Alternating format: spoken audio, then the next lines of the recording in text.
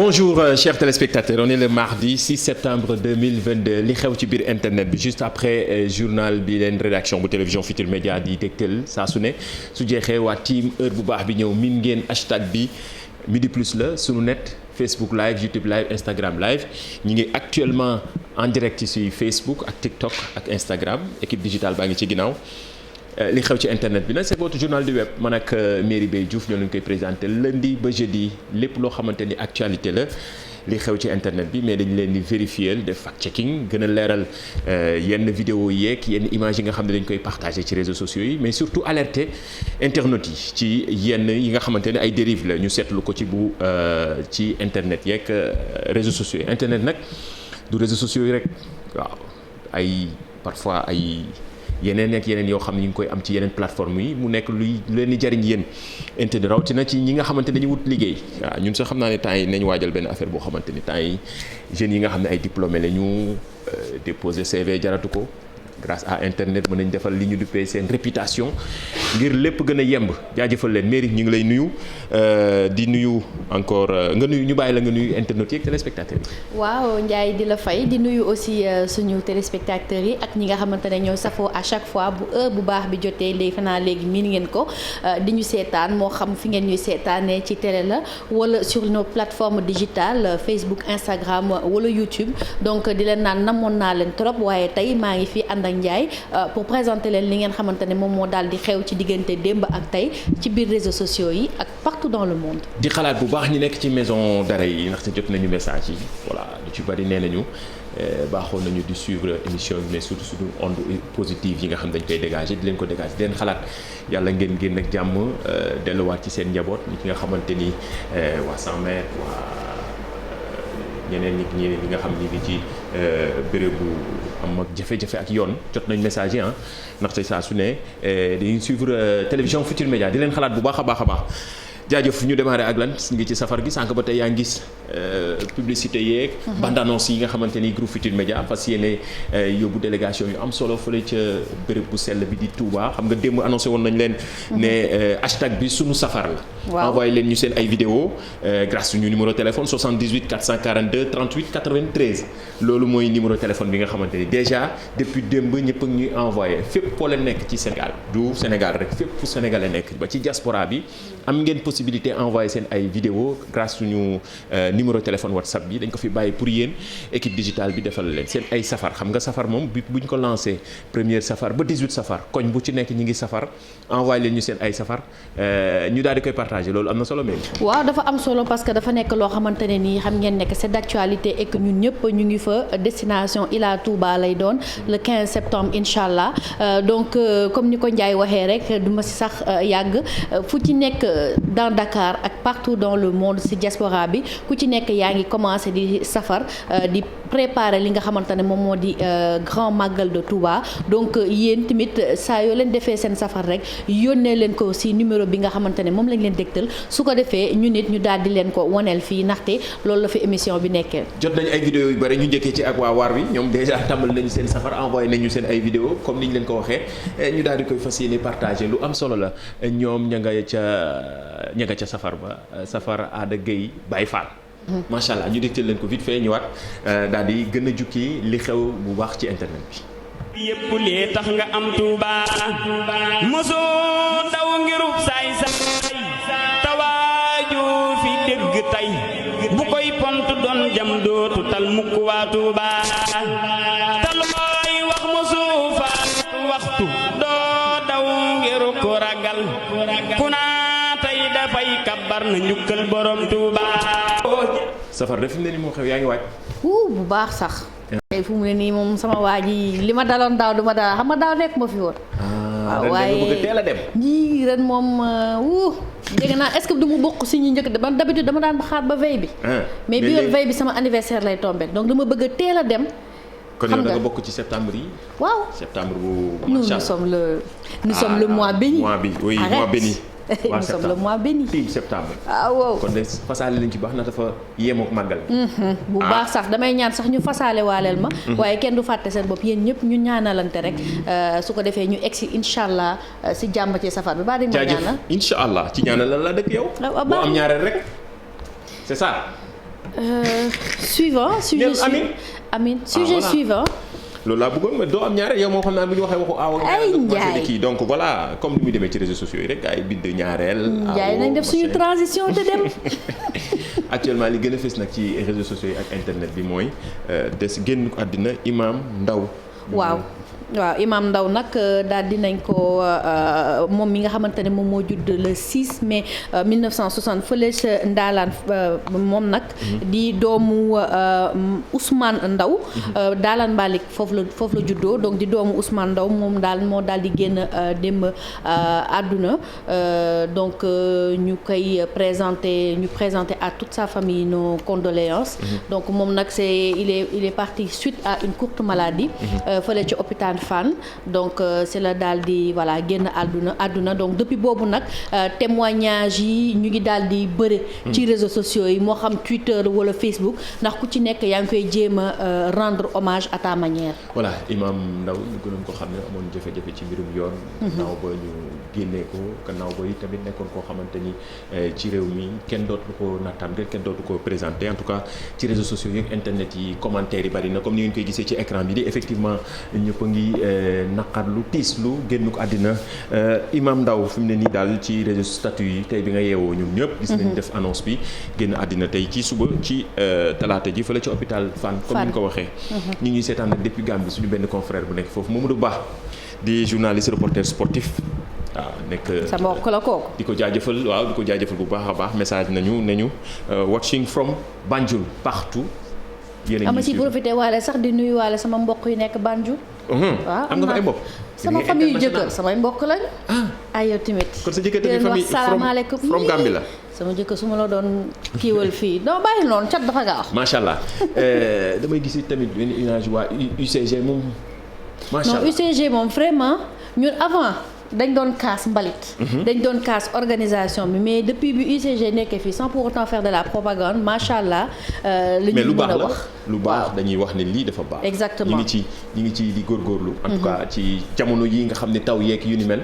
mais surtout yenn koñ yi xam naa ni dinaa lancer benn hashtag ndax démb gis naa tonton Charles Faye def benn post wax ci yenn zone yi nga xamante ni ay nid de poule la maanaam yenn koñ yi ci nekk fi mu ne nii tali yi dafa xàppatiku loolu laa la ko mën a wax tali yëpp ku ci nekk ngi léegi daal xam naa léegi ñu commencé wax internet yi ñuy envoyé xanaa autorités yi gis ko doon au-delà de inondation yi te ñu ngi ciy jéem a wut solution yenn koñ yi tamit gox-goxaan yi ci zone yi fii ci Ndakaaru te xam naa ne du Ndakaaru rek man maa koy commencé ak fële zone de captage waaw mais waa UCG en tout cas bravo ñu ngi ciy doon góorgóorlu gis naa sànq benn internet def benn tweet ci benn policier bu mu gis tamit muy jéem a muy defar tali bi loolu xam naa ne action citoyenne la waaye policier bu ko defee wàcc na waaw dafa nekk loo xamante ne ni dañ koy kontaan di ko wone parce que mënoon na ne moom policier na réguler circulation bi moom moo ko fa indi mais circulation bi tali voilà ci outil de travail am la bokk donc li muy def nii naam du métier am mais def ko ngir yàlla rek a tax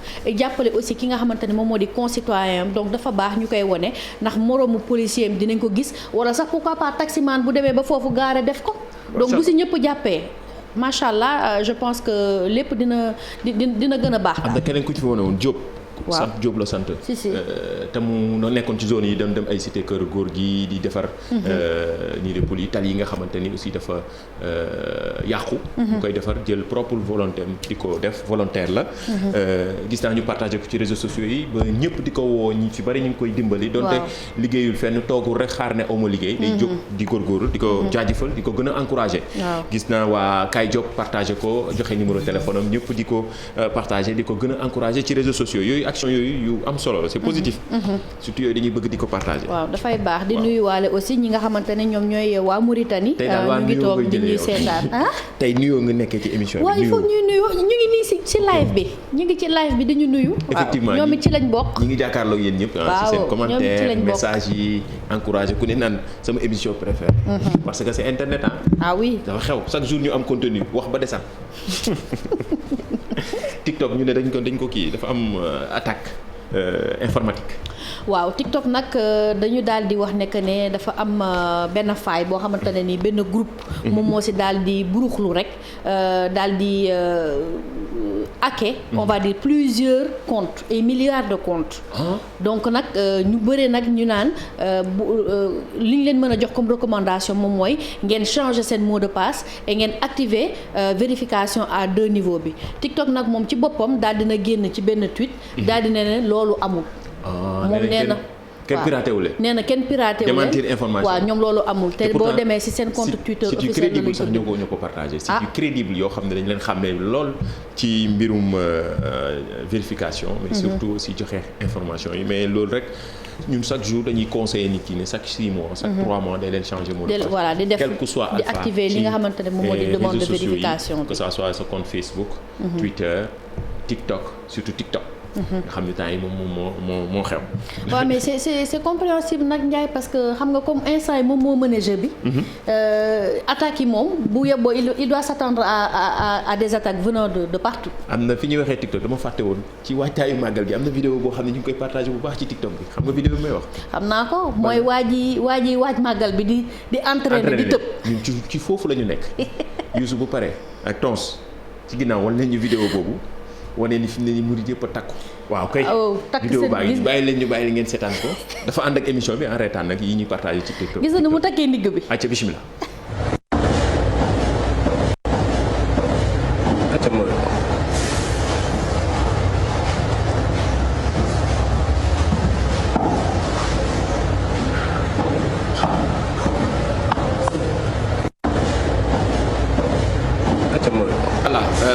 lii yëpp ci gën a takku parce que ne waaj màggal gi ku nekk nag ni nga koy waajee kii ngi préparé waajal boppam man sama genre gi la xam naa diggante waañ bi ak gan yi. waaw il faut ñu waajal suñu bopp. bu baax déplacement yi waaw instant bi sama xel ba yëpp a ngi foofu. di nuyuwaale madame Mbacke. non ñun ci waañ bi la ñuy nekk ñun madame Mbacke bu sa baali waaw tàmm nañ ko. macha allah ci waañ bi la ñuy nekk ñëw taaj bi.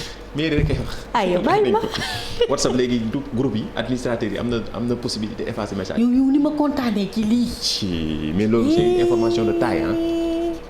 WhatsApp xam nga depuis boobu ñu ngi leen di wax changement yi nga xamante ne moom moo am ci WhatsApp.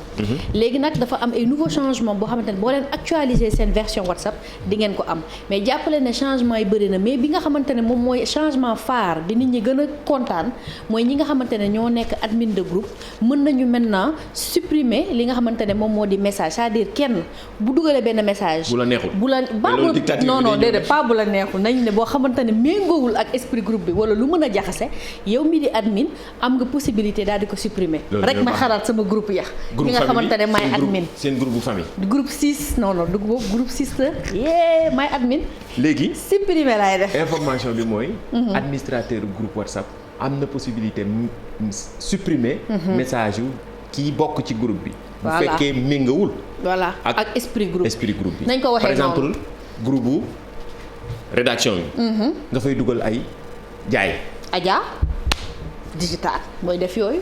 suñu groupe rédaction dafay dugal ay jaay. dafa dugal ay produits. léegi admin bi da lay supprimer. direct. ça loolu dina soxal ñu bari loolu am na solo. non loolu en plus de ça nee nañ maintenant on peut disposer de 2 jours maanaam ñaari fan environ. après envoi d'un message nga pour demander à le supprimer pour tout le monde maanaam tey su ma la yónnee woon benn message. am naa fii ak 2 jours pour supprimer ko pour man ak yow c'est-à-dire. xam nga léegi yow boo yónnee message bu toogee benn diir soo ko supprimer pour yow rek nga koy supprimer donc du supprimer ci keneen ki mais léegi on a jusqu'à 2 jours pour supprimer li nga xamante ne moom moo di message. loolu am na solo ci li xew ci internet bi nag ñu ci ëpp dañuy waxtaanee réseaux sociaux yi plateformes yi rawatina WhatsApp ñi koy jëfandikoo ci Sénégal dafa bari fi mu ne nii maire yeeg waaye léegi ay messages yu 9 minutes lañ lay jëm su mel ne ay podcast 9 minutes xalaat sama yaay fajar gu ne message yu 9 minutes. message 9 minutes moom j'en connais quelques-uns yoo xamante loolu du leen arrangé. mi ngi noonu jaajëfal bu baax sponsor officiel gis naa yenn internautes yi demandé déjà paasu màggal mais seen numéro téléphone yi jarul dugal fii. gardez vos données personnelles. yàgg nañ leen ko wax. voilà bàyyi leen numéro téléphone yi ngeen di dugal fii wóorul. defkatu ñaawte fii mën nañ ci def leneen. donc loolu am na solo en tout cas mën ngeen continuer ci questions yi ñuy posé di joxe seen réponse jarul ñun mën nañu joxe seen tour en direct. te ku fi ñëw jël si loo it dañ lay photo comme ni ñu def démb ak Omar Diaw. waaw ñëw na fi jël si loo moom lañ choisir woon bërki démb.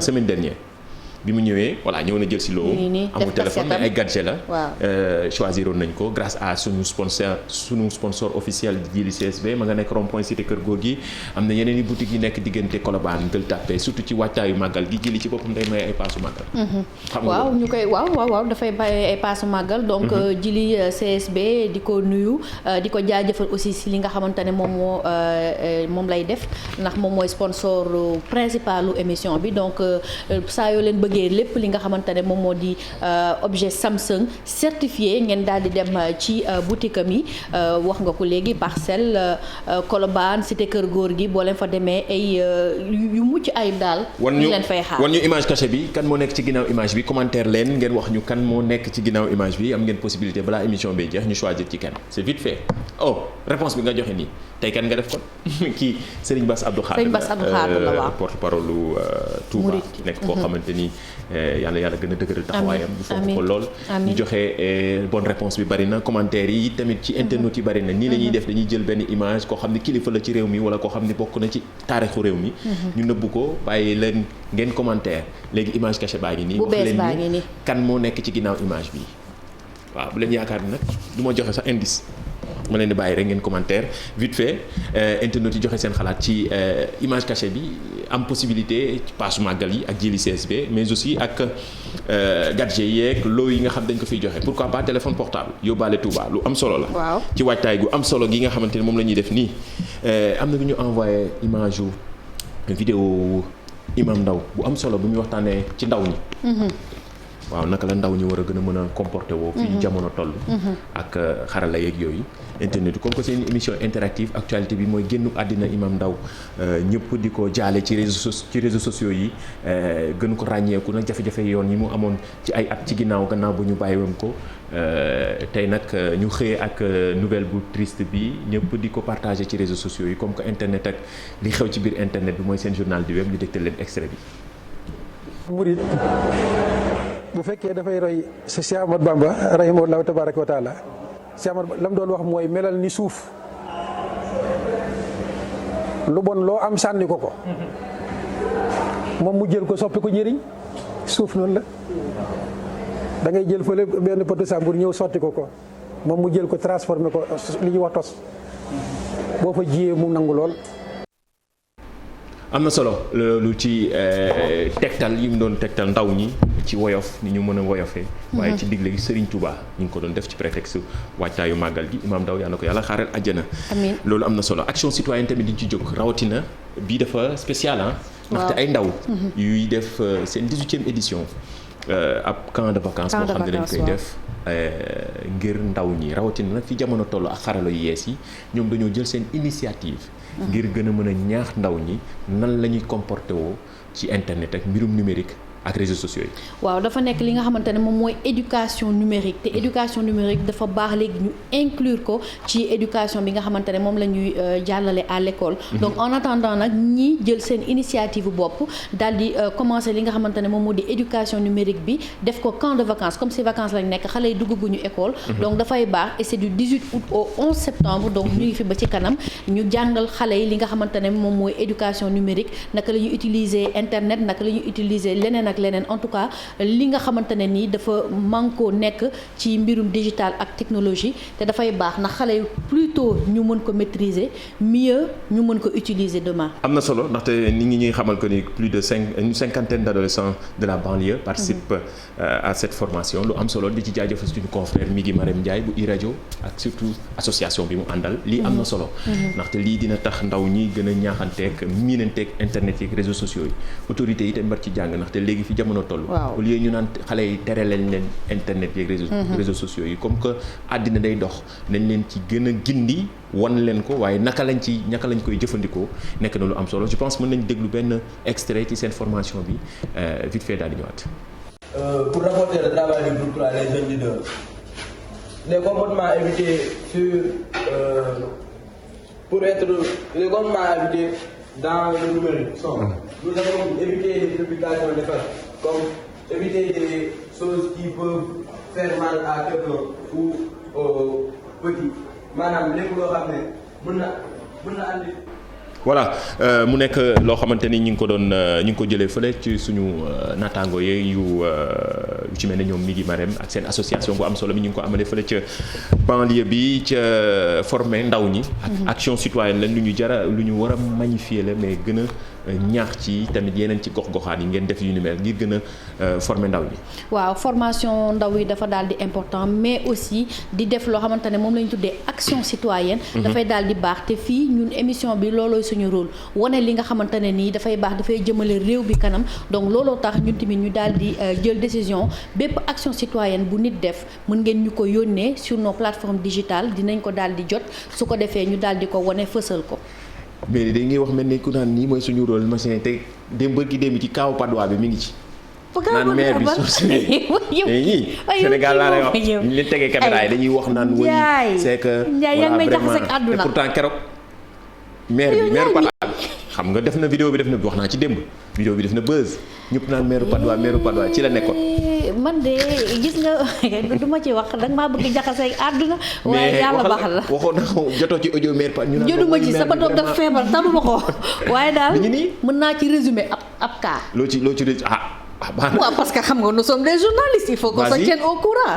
waaw donc yéen ñëpp gis ngeen la fi daal di xew démb Ndiaye wane na ko mu nekk cas boo xamante ne jaaxal na ñëpp naka la maire bi def ba yéeg ci fenêtre boobu depuis démb nag ay mbokkam ñu ngi daal di génn di expliquer ba ci doomam ak neveuwam génn na di expliquer ne maire bi en fait àndul ak xelam te à chaque fois bu ñëwee ba ci kër ga day jékki-jékki rëcc génn donc ba veyu li nga xamante ne moom moo daal di xew bi muy am dafa jékki-jékki génn kër gi kenn xamul foo xamante ne nii fa la demoon nee na nag lépp luñ ci mënti wax wala teg ci deru maire bi ñoom jéggal nañ leen jéggal nañ ñëpp mais daal nañ jàpp nekk ne maire bi àndul ak xelam donc nañ ko jël yóbbu ko hôpital ñu mën ko faj. effectivement sapeur ñu ngi ci woon gis nañ image yi di circuler ci réseaux sociaux yi waxoon nañ ko fi démb leeraloon nañ ni yenn site d'information yu bari ñëwaat nañ ci ne effectivement maire bi àndul woon ak xelam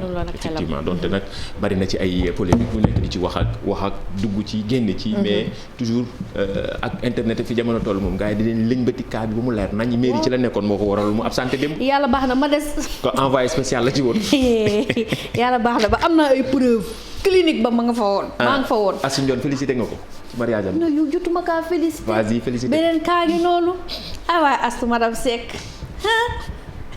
li gars yi di wax waaye félicitations chers consoeurs. dafa am leen loo ci wax.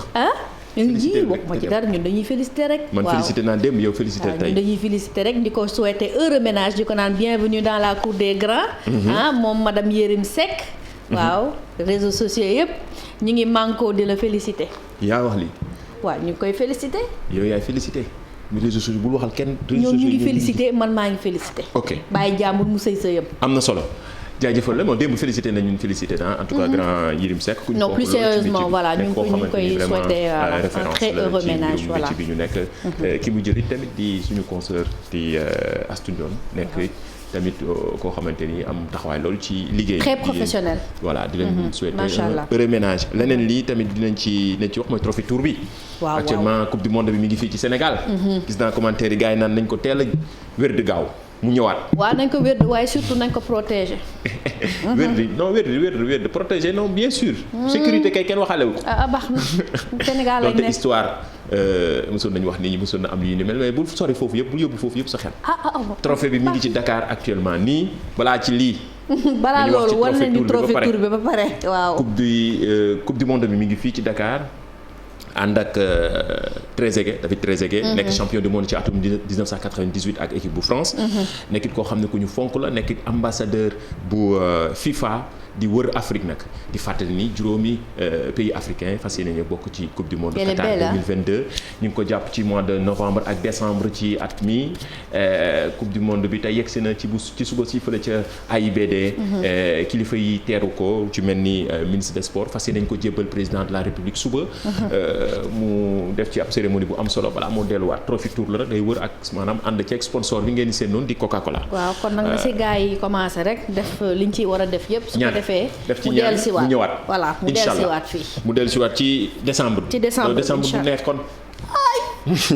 kon kay boobaa xanaa président mais kii ni ñu koy waxatee ay jours. férié yàlla bu ñu cat dugg jaajëf inauguration li may seen noonu moom lan la vidéo boobu elle est devenue virale xam nga internet na amul frontière. lii xewee Sénégal da ngay yaakaar ni mu ngi xewee yeneen dëkk. te pourtant balaa maa tëdd laa ko seet. ñu ngi naan bëñ du ree jàmm. mais partout ñëpp a ngi koy partagé. ci réseaux sociaux benn pont la daal bu ñu doon inauguré.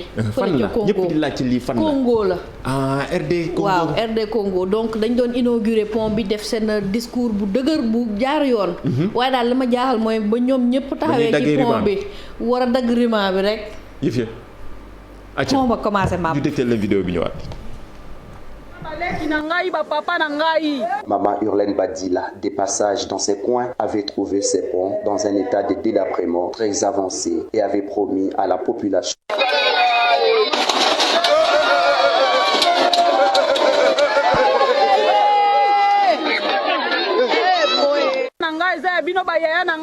bu viral diggante démb ak tey ñëpp doon laaj ci fii la effectivement Kinshasa ca RD Congo la woon ca ab gox-gox. nga xam ne question mooy pont bi dañ koy tabaxaat wala. ah loolu de moom la question bi ñëpp di posé en tout cas politique parfois yii ne ngay rencontré lu ne ngay dajal ci terrain bi. li métti na ak discours bi mu joxee vraiment.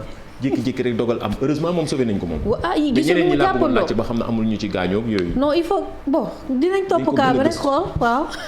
xewewul Sénégal ndaxte xewewul yi tamit yii nii yëpp RD Congo pour mu leer ndaxte gis naa ni ñëpp di laajte lii fan la xewee démb elle est devenue virale cette vidéo ndaxte ñëpp a ngi ko doon partagé ci internet bi gis naa commentaire yi internet yi ci image cachée bi ñëpp a ngi ci commencé déjà di joxe seen réponse bari ngeen actuellement ci live bi di ñu suivre ah Adja gaa yi ñuy suivre ci live Facebook live gis naa ñuy suivre bu baax YouTube live ña nga ca TikTok léegi équipe digitale bi dañu connecté. waaye wuyul Assane Diallo nee na est-ce que lii vraie coupe bi la sax parce que nee nañ kenn du ko laal soo demee éponge la.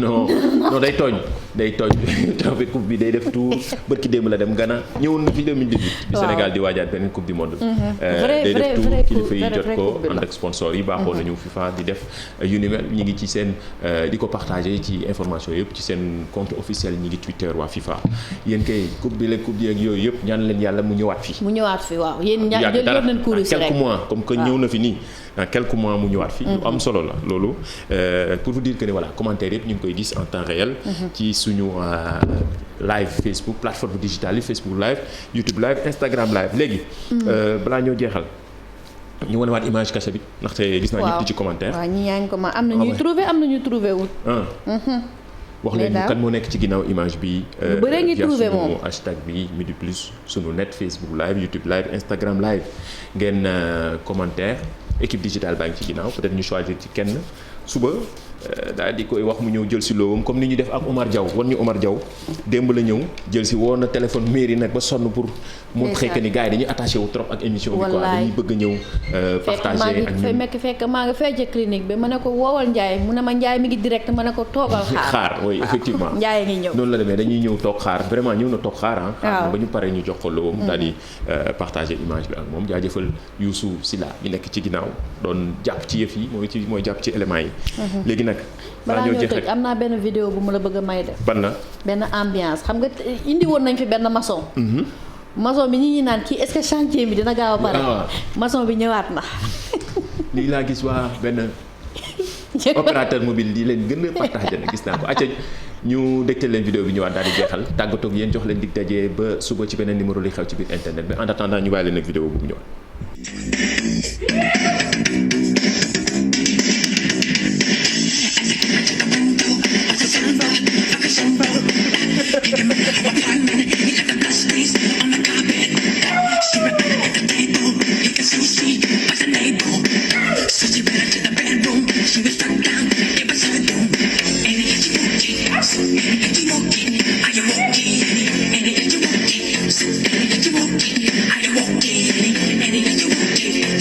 I